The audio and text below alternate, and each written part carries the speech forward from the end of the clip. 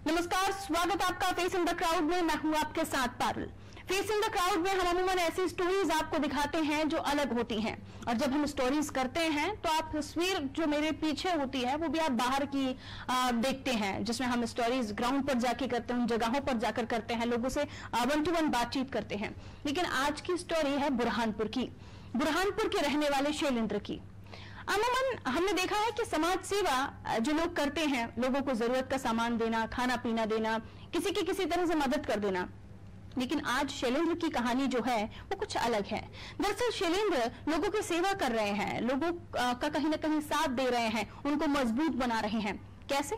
Swimming सिखा के। जी हाँ, शैलेंद्र बुरहानपुर में ताप्ती नदी में शहर के तमाम युवाओं को स्विमिंग सिखाते हैं, और उनका मानना है कि स्विमिंग सीखने से अगर कोई व्यक्ति डूब रहा हो तो कम से कम उसे तैराकी आती हो तो अपने आप को खुद बचा सकता है, यानी मौत से लड़ना शैलेंद्र लोगों को सिखा रहे हैं। तो आज फेस इन द क्राउड में स्टोरी बुरहानपुर के शैलेंद्र की।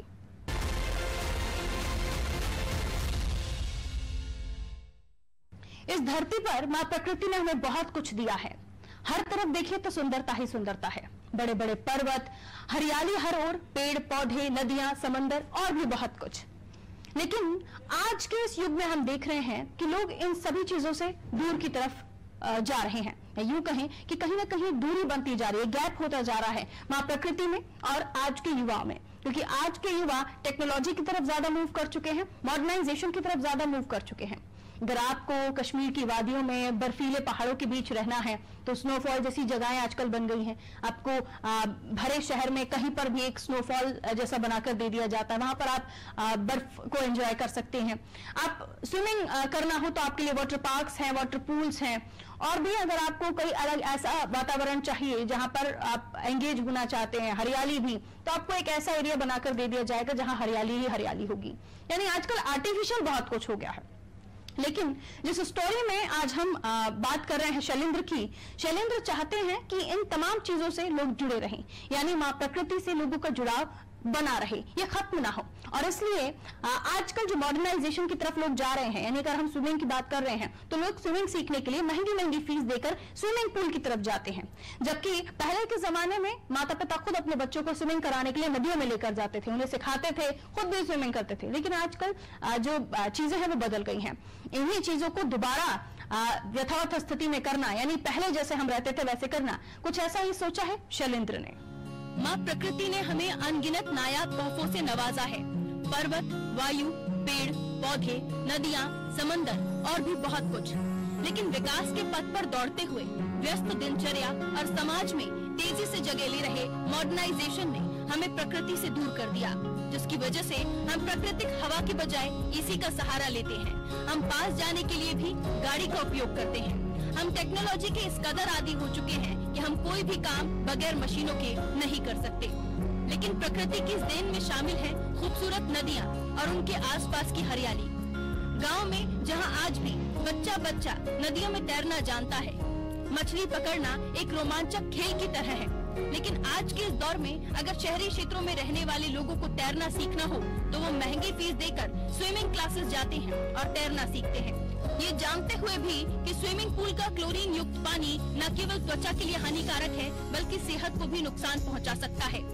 स्विमिंग सेहत के लिए एक व्यायाम के रूप में तो अच्छा है, लेकिन स्विमिंग पूल में बिल्कुल नहीं। और शायद यही वजह है कि स्विमिंग लवर जिन्हें प्रकृति से प्यार है वो चाहते हैं कि लोग स्विमिंग करें, लेकिन प्रकृति की देन हमारी कल कल बहती नदियों में। और उन्हीं में से एक है मध्य प्रदेश के बुरहानपुर जिले के रहने वाले शैलेंद्र, जो 10 सालों से निःशुल्क लोगों को ताप्ती नदी में स्विमिंग सिखा रहे हैं। तो आज फेस इन द क्राउड में मिलिए बुरहानपुर जिले के रहने वाले शैलेंद्र से।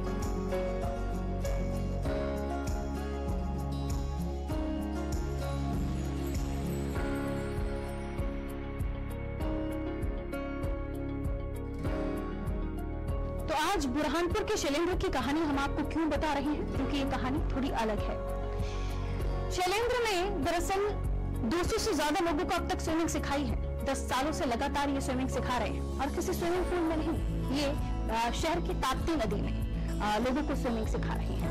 और इसके पीछे की वजह आप जानकर हैरान रह जाएंगे।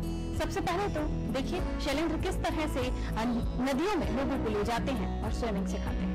बुरहानपुर जिले का एक ऐसा युवक जो लोगों को प्रकृति से जोड़ना चाहते हैं, जो खुद भी प्रकृति से प्रेम करते हैं और चाहते हैं कि लोगों को भी इस धरा पर मौजूद प्राकृतिक संसाधनों से, नदियों से, हरियाली से, पहाड़ों से प्यार हो जाए और वो तैरना सीखें, लेकिन अपनी नदियों में।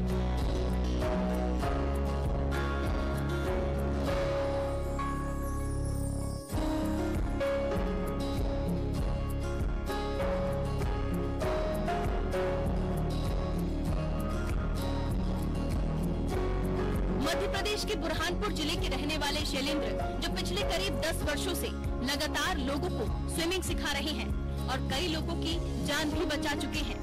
ये सब वो पैसे के लिए नहीं करते, बल्कि बुरहानपुर की जनता जो कि नदियों में तैरना भूलकर स्विमिंग पूल की ओर आकर्षित हो रही है, उन्हें नदियों में फिर से तैरना और अपनी परंपरा को जिंदा रखने के लिए ये कार्य कर रहे हैं।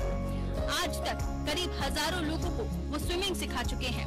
शैलेंद्र आज भी तैराकी सिखाते हैं और रोजाना करीब 200 लोगों को स्विमिंग सिखा रहे हैं।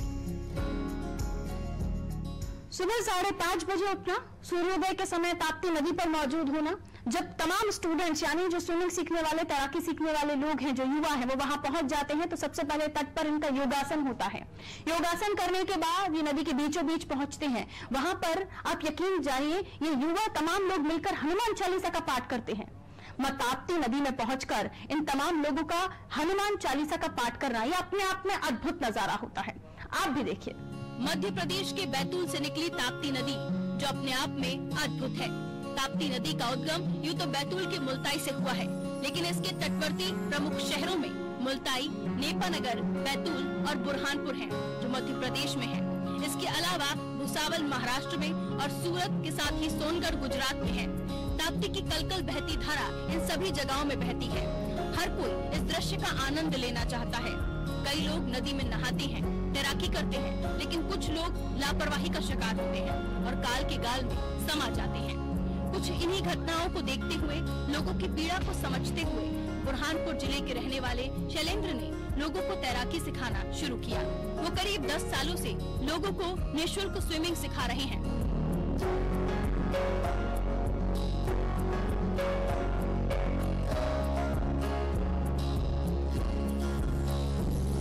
शैलेंद्र बताते हैं कि वो सुबह 5 बजे ताप्ती नदी के घाट पर पहुंच जाते हैं। अपने साथियों के साथ यहाँ कुछ समय योगा करते हैं। फिर जैसे ही सूर्योदय होता है, शैलेंद्र ताप्ती नदी के बीच स्थित हाथीनुमा पत्थर पर पहुंचकर यहाँ खड़े होकर मां ताप्ती के जल से सूर्य देवता को जल चढ़ाते हैं और पूजा अर्चना करते हैं। उसके बाद वो अपने साथियों के साथ हनुमान चालीसा का पाठ भी करते हैं।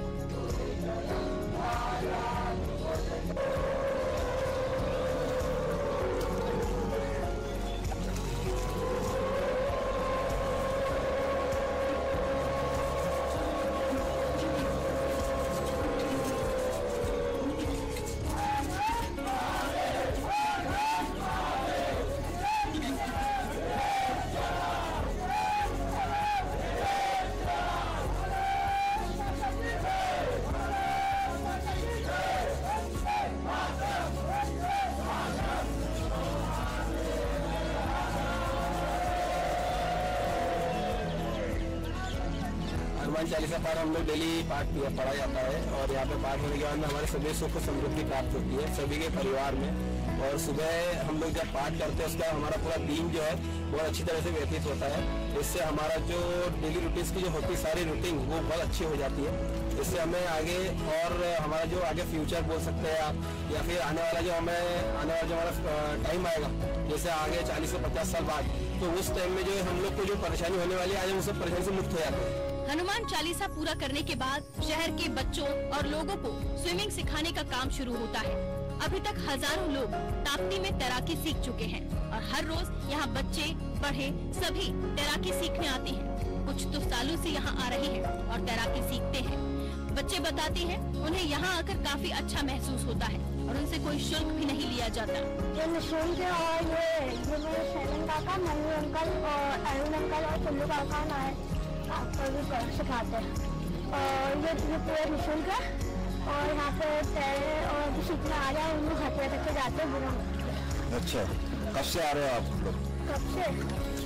3-4 साल हो गए हैं आपको। शैलेंद्र एक दिन में करीब 200 लोगों को स्विमिंग सिखाते हैं और किसी से कोई पैसा नहीं लेते। इतने सालों में कई लोगों को वो अब तक ट्रेन कर चुके हैं। कुछ लोग सीखकर चले गए और कुछ उनके सहयोगी के रूप में उनके साथ लोगों को तैराकी सिखा रहे हैं। उनके सहयोगियों का मानना है कि लोग अपनी परंपराओं को भूल रहे हैं। पहले खुद माता पिता अपने बच्चों को तैराकी सिखाने घाट लेकर आते थे और अब स्विमिंग पूल भेजते हैं। उनकी कोशिश है कि लोग वापस अपनी परंपराओं की तरफ लौटें और उनका ये प्रयास जारी है। 10 सालों से शैलेंद्र यही काम कर रहे हैं। सुबह से ताप्ती के घाट पर पहुंचना, लोगों को स्विमिंग सिखाना। कई सारे लोग तैराक बने, कई लोग वहां से जा चुके हैं, कई लोग अभी भी शैलेंद्र का साथ देते हैं। कुछ लोग सीखने के बाद भी यहाँ स्विमिंग के तब भी पहुंचते हैं जो शहर के युवा हैं और जो स्विमिंग से प्यार करते हैं, तैराकी से प्यार करते हैं। और कुछ लोग ऐसे जो सीखकर परिपक्व हो चुके हैं और शैलेंद्र का साथ देते हैं बाकी और युवाओं को सिखाने में। उनका क्या कहना है आप ये भी सुनिए। कम से कम 10-15 वर्षों से एक जैसा चल रहा है सिखाने का कार्य। और हमारे शैलेंद्र भाई है, नारायण भाई, त्रिलोक भाई, मयूर भाई, ये सभी लोगों का साथ सहयोग रहता है। और सभी का उद्देश्य ये है कि आने वाले भविष्य में जो भी बच्चे जो है ज़्यादा से ज़्यादा स्विमिंग करें और स्वस्थ रहें। स्विमिंग पूल जो है वो एक सीमित स्तर पे रहता है और नदी जो है सबसे पहले जो सूर्यपुत्री ताप्ती मैया जो है यहाँ अपने बुरहानपुर शहर को भाग्य से अपने को यहाँ ताप्ती नदी का ये है और ताप्ती नदी का स्नान करना वैसे भी शुभ माना जाता है। और इसके चलते जो है पहले एक परंपरा रहती थी कि अपने माता पिता बच्चों को लाके स्विमिंग कराया करते थे, लेकिन अब वो परंपरा छूटती चली जा रही है। अब उसका जिम्मा हमारे यहाँ के जो भी सहयोगी हम लोग सब है, बनती कोशिश ये रहती कि ज्यादा से ज्यादा बच्चों को सिखाया जाए। यूँ तो शैलेंद्र सालों से बुरहानपुर के लोगों को तैराकी सिखा रहे हैं और अभी तक हजारों लोगों को स्विमिंग सिखा चुके हैं और आगे भी इसी तरह वो लोगों को तैराकी सिखाएंगे। शैलेंद्र एक दिन में करीब 200 लोगों को स्विमिंग सिखाते हैं। यही नहीं, स्विमिंग सिखाने का कार्य भी निःशुल्क किया जाता है। इसका किसी से कोई पैसा नहीं लिया जाता। इनका मानना है कि शहर के लोग ज्यादा से ज्यादा स्विमिंग सीखें। इसके पीछे वो बताते हैं कि उनके सामने कई मामले ऐसे आए जिसमें लोगों की मौत डूबने से हुई, इसलिए वो चाहते हैं कि लोगों को तैरना आना चाहिए। उन्होंने कहा कि हमारी पुरानी परंपराएं भी यही थी कि लोग सुबह उठकर नदी जाकर नदी पर स्नान करते थे और स्विमिंग करते थे, लेकिन आज के समय में ये परंपरा सभी भूल चुके हैं और स्विमिंग करने स्विमिंग पूल में जाते हैं, जबकि हमें वरदान के रूप में स्वयं मां ताप्ती मिली है, जिसमें स्नान करने से सारे रोग और पाप नष्ट हो जाते हैं। शैलेंद्र बताते हैं कि स्विमिंग से इम्यूनिटी पावर बढ़ता है और आज के समय में जहां कोरोना जैसी महामारी से पूरा देश ग्रसित है, ऐसे में बुरहानपुर शहर को बचाए रखने के लिए स्विमिंग भी एक बड़ा साधन है, जिससे लोगों की इम्यूनिटी पावर बढ़ेगा और कोरोना को हराने में कामयाब हो सकेंगे। जैसा कि मैंने आपको बार बार बताया कि 200 लोगों को 10 सालों से स्विमिंग में परफेक्ट बनाना यह अपने आप में एक अनोखा काम था। आखिर क्यों शैलेंद्र ने स्विमिंग सिखाना ही पसंद किया? कोई और भी काम कर सकते थे। क्यों आखिर वो चाहते हैं कि लोग प्रकृति से जुड़े रहें, अपनी परंपराओं से जुड़े रहें? आखिर क्यों शैलेंद्र इस राह पर चल पड़े जो सबसे अलग है? कोरोना का टाइम है। शैलेंद्र बताते हैं कि स्विमिंग करने से इम्यूनिटी भी बढ़ती है, आपका व्यायाम होता है, एक्सरसाइज होती है और इसके लिए भी ये बेहद जरूरी है। लेकिन आखिर वो इस राह पर क्यों चले? उन्होंने क्यों सोचा कि उन्हें युवाओं को स्विमिंग सिखानी है, तैराकी सिखानी है? आप सुनिए शैलेंद्र की जुबानी। अगले कम से कम 6-7 हजार लोग सीख चुके हैं और 30-40-50 लोग हो जाते। आनंद तो बहुत आता है। बाकी क्या है कि जैसे कोई बच्चे यहाँ डूबता है अगर और उसके परिवार में जो दिखती है तो देखने के बाद ये महसूस होता है कि हाँ आज बच्चों को सिखाना चाहिए, जिससे कि ऐसी घटना नहीं हो। इससे अच्छी स्विमिंग से अच्छी एक्सरसाइज कोई है ही नहीं। सबसे अच्छी एक्सरसाइज स्विमिंग मानी गई है। इसके लिए तैरने से इम्यूनिटी बढ़ती है और स्टेमिना भी बहुत बढ़ता है। कभी सोचा था आपने कि तैराकी सिखाना भी किसी का जुनून हो सकता है? शैलेंद्र का ये एक जुनून है और वो इसे पूरा कर भी रहे हैं। लेकिन जो तैराकी सीख जाते हैं उन्हें भी ताप्ती में तैरने का नशा हो जाता है और वो इसे जारी रखते हैं। फेस इन द क्राउड में ये चेहरा इसलिए अलग था क्योंकि इसके पीछे इनका मकसद तैराकी सिखाना, परंपराओं को जिंदा रखना तो है ही, साथ ही लोगों को मौत से लड़ना सिखाना भी है। वो लोग जिन्हें तैरना नहीं आता और जो अनजाने में पानी में उतर जाते हैं, उनके लिए गुरु शैलेंद्र ने उन्हें मौत को मात देना सिखा दिया, क्योंकि अब ये तैराक हैं और अब ये डूबेंगे नहीं। जब हमने शैलेंद्र की कहानी के बारे में जाना तो तय कर लिया कि फेस इन द क्राउड में शैलेंद्र इस हफ्ते हमारी स्टोरी का फेस होंगे। वो इसलिए क्योंकि लोगों को तैराकी सिखाने के पीछे उनका मकसद है कि इन दिनों कोई भी डूबने से किसी की मौत ना हो। हम देखते हैं कि बड़े बड़े घर में रहने वाले यानी पैसे वाले लोग जो फाइनेंशियली सक्षम हैं वो तो स्विमिंग क्लासेस जाकर स्विमिंग सीख लेते हैं, लेकिन कुछ ऐसे बच्चे जो किसी तरह का शुल्क नहीं दे सकते या जो सक्षम नहीं है कि कहीं जाकर वो फीस पे करें और स्विमिंग सीखें, उनके लिए भी शैलेंद्र एक बहुत बड़े सहयोगी के रूप में साबित हुए हैं, क्योंकि शैलेंद्र फ्री ऑफ कॉस्ट निःशुल्क इन सभी को स्विमिंग सिखाते हैं। और लोगों का इतना लगाव इस चीज से हो जाता है, यानी स्विमिंग से हो जाता है, इस व्यायाम से हो जाता है कि लोग खुद दौड़े चले रोज ताप्ती के घाट पर पहुंच जाते हैं। तो शैलेंद्र की ये कहानी तो यहीं तक, लेकिन एक और कहानी है जो ब्रेक के उस पार मैं आपको बताने वाली हूं। छोटा सा ब्रेक, जल्द हाजिर होते हैं।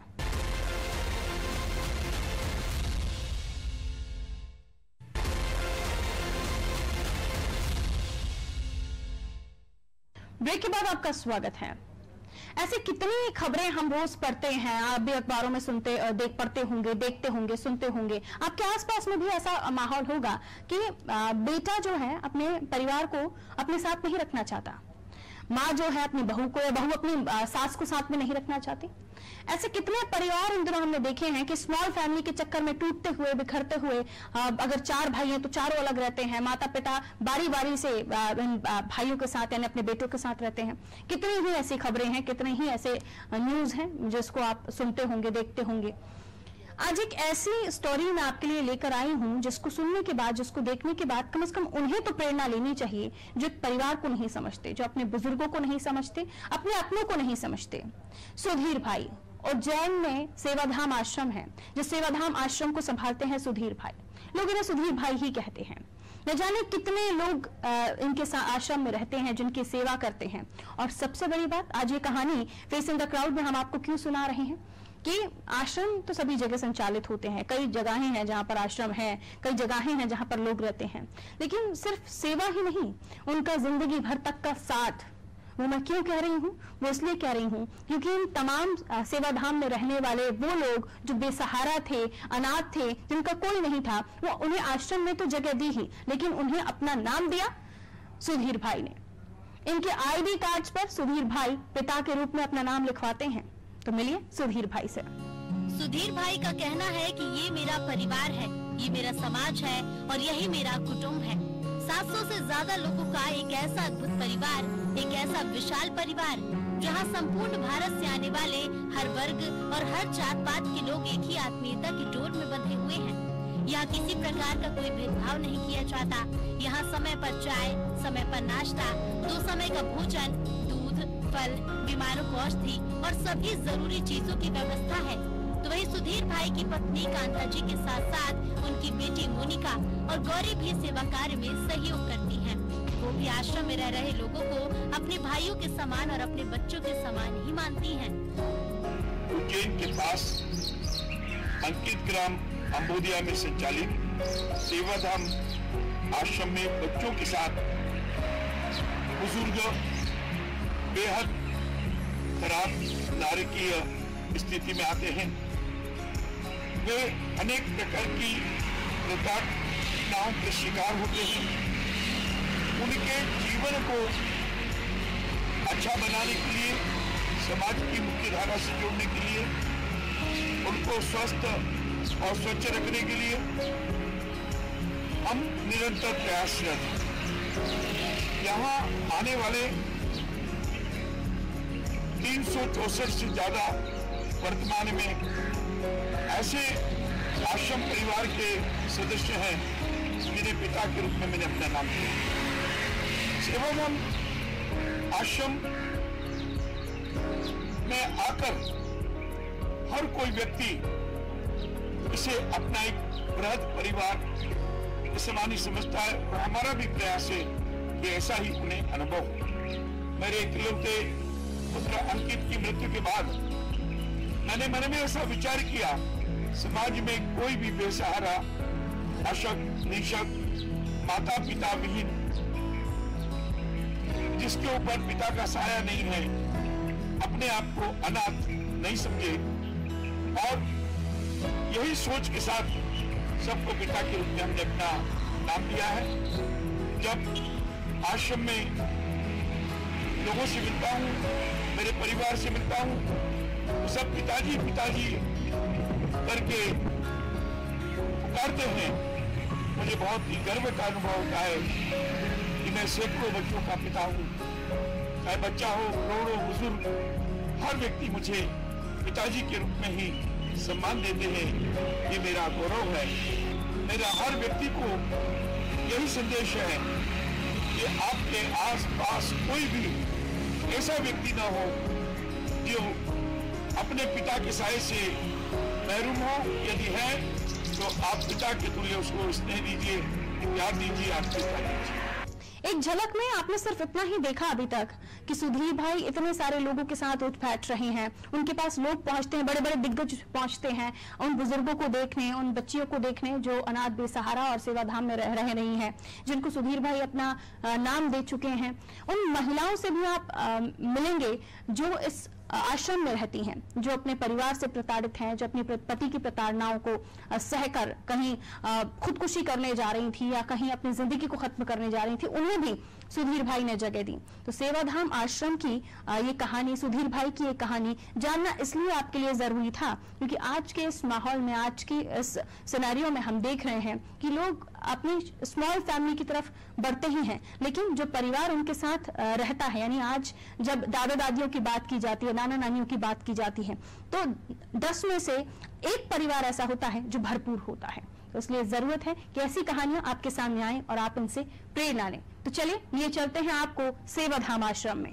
सेवाधाम आश्रम सेवा के लिए जाना जाता है। यहाँ पर कई बच्चे अलग अलग प्रदेशों से लाए गए हैं, जिनका इस दुनिया में कोई नहीं था। उनके पिता के रूप में सुधीर भाई ने इन बच्चों को अपनाया है।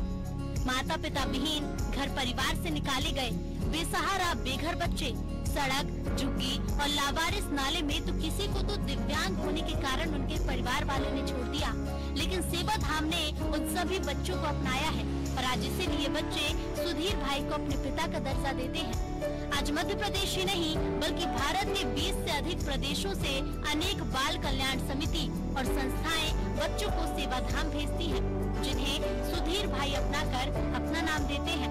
यहाँ बच्चे श्रमदान करते हैं और पढ़ते भी हैं और विभिन्न प्रकार के प्रशिक्षण भी प्राप्त करते हैं। हस्तशिल्प, सिलाई, कढ़ाई, बुनाई के साथ साथ कंप्यूटर के साथ और कई काम में बच्चों को यहाँ प्रशिक्षण दिया जाता है और बच्चे निपुण भी हो रहे हैं। सुधीर भाई ने अब तक पिता बनकर 50 से अधिक बेटे और बेटियों का विवाह भी किया है, जो आज सुखी और एक अच्छा गृहस्थ जीवन व्यतीत कर रहे हैं। बच्चों के नाना दादा बन चुके हैं। 17 साल की उम्र में सुधीर भाई ने 2 बेटियों का कन्यादान किया, जो नारी निकेतन उज्जैन की बेटियां थी। आज उनके बच्चे भी सेवाधाम आते हैं और वो भी उन्हें नाना के रूप में सम्मान देते हैं। तो सुधीर भाई इन तमाम लोगों को अपना परिवार मानते हैं, अपना खून मानते हैं, अपने से बढ़कर अपनों को इनको मानते हैं। लेकिन यहाँ पर रहने वाले जो लोग हैं सिर्फ उज्जैन के या एमपी के नहीं हैं, कई सारे राज्यों से भटके भूले बेसहारा जो लोग, जिन्हें जरूरत थी कि कोई उन्हें छत दे दे, कोई उन्हें सहारा दे दे, उन्हें आसरा दिया सुधीर भाई ने। और सेवाधाम आश्रम में कई सारी बच्चियां ऐसी हैं जो यहाँ बचपन से ही रह रही हैं, जो कभी कूड़ेदान में फेंक दी गई थी, उन्हें उठाकर उन्हें परवरिश दी, उन्हें संस्कार दिए, पाला पोसा बड़ा किया सुधीर भाई ने। और अब ये बच्चियां जब बात करती हैं तो बताती हैं कि वो आगे जाकर कुछ बनना चाहती हैं, डॉक्टर बनना चाहती हैं। जिस मासूम नवजात को 2006 में जंगल में फेंक दिया गया था, आज वो बेटी 15 साल की हो गई है और सेवाधाम आश्रम में है और उसकी अच्छी परवरिश भी हो रही है। आश्रम में रहते हुए खेलकूद और सांस्कृतिक कार्यक्रमों में वो बढ़ चढ़कर हिस्सा लेती है। आश्रम में रहने वाले दादा दादियों की सेवा करती है और आगे चलकर डॉक्टर बनना चाहती है। सेवाधाम आश्रम में बच्चों और बुजुर्गों के साथ ही वो महिलाएं भी हैं जो समाज, ससुराल या किसी और तरह की प्रताड़नाएं सह चुकी हों।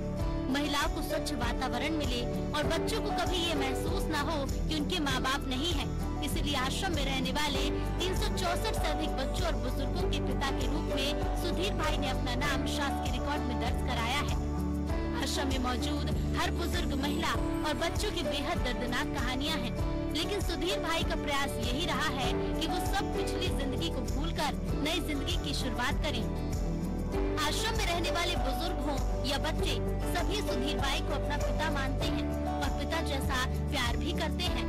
यूँ तो दुनिया में लोग आज अपनों का ख्याल भी नहीं रखते, लेकिन सुधीर भाई ने इतने सारे लोगों का पिता की तरह ख्याल रखा और आगे भी वो ये सेवा यूं ही जारी रखेंगे, जो कि एक मिसाल है। और ये संदेश दुनिया में देना चाहेंगे कि पराया कोई भी नहीं। अगर आप चाहें तो एक प्यार भरा एहसास, सेवा करने की भावना महसूस होनी चाहिए।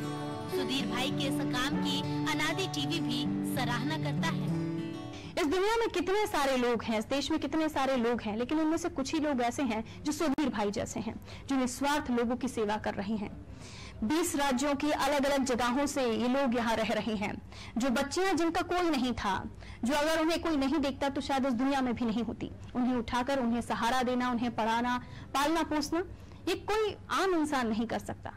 ये वही कर सकता है जिसके दिल में इंसानियत हो, जिसके जहन में मानवता हो, जिसकी सोच हो कि इस दुनिया में सभी जीव हैं, सभी इंसान हैं।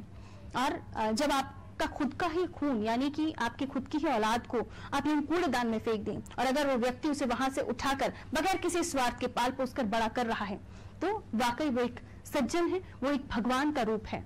और ऐसे में सुधीर भाई अभी भी यही काम कर रहे हैं और आने वाले समय में भी वो इसी तरह लोगों की सेवा करना चाहते हैं। सभी की वोटर आईडीज पर अपना नाम लिखवाकर वो बेहद खुश होते हैं। खैर, फेस इन द क्राउड में आज के लिए इतना ही। फिर हाजिर होंगे कुछ और नई कहानियां लेकर। तब तक मुझे दीजिए इजाजत। आप देखते रहिए अनादि टीवी। नमस्कार।